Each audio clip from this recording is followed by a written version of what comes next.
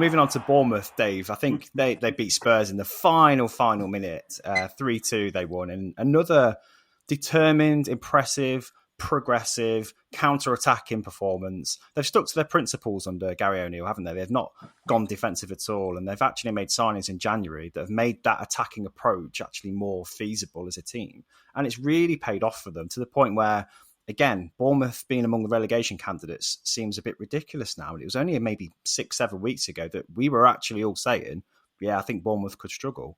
No chance. They're actually playing some fantastic football. And this Spurs victory, another statement victory, really, wasn't it? Just how have they surprised people, I think if you have to look at, especially in some of the games where they've actually picked points up on, obviously they were unlucky against Arsenal not to get something out of that game. They beat Liverpool recently. Obviously, they just beat Spurs.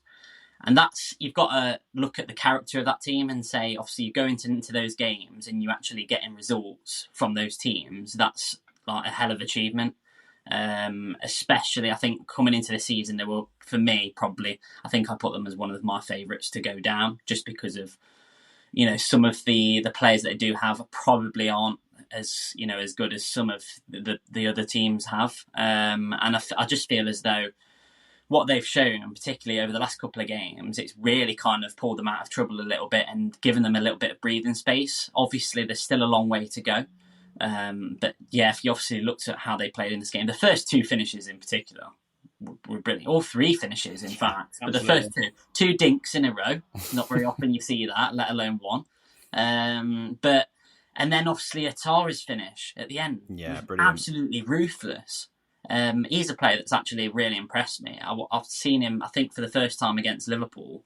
And just, he looks really raw, but he shows actually quite a lot of quality in terms of his pace is unreal. He tore some of the defenders apart when he was on the pitch. And I just feel as though they have a lot to play with. If they can stay up this season, I really do feel as though there's an opportunity there for them to go on invest, obviously in the summer transfer window. But I just feel as though they really did expose Spurs in certain moments. They obviously, Spurs defensively, Davinson Sanchez again, I don't know what he was doing for the first goal. But they didn't cover themselves in glory at all. But Bournemouth just took advantage of that, and fair play to them.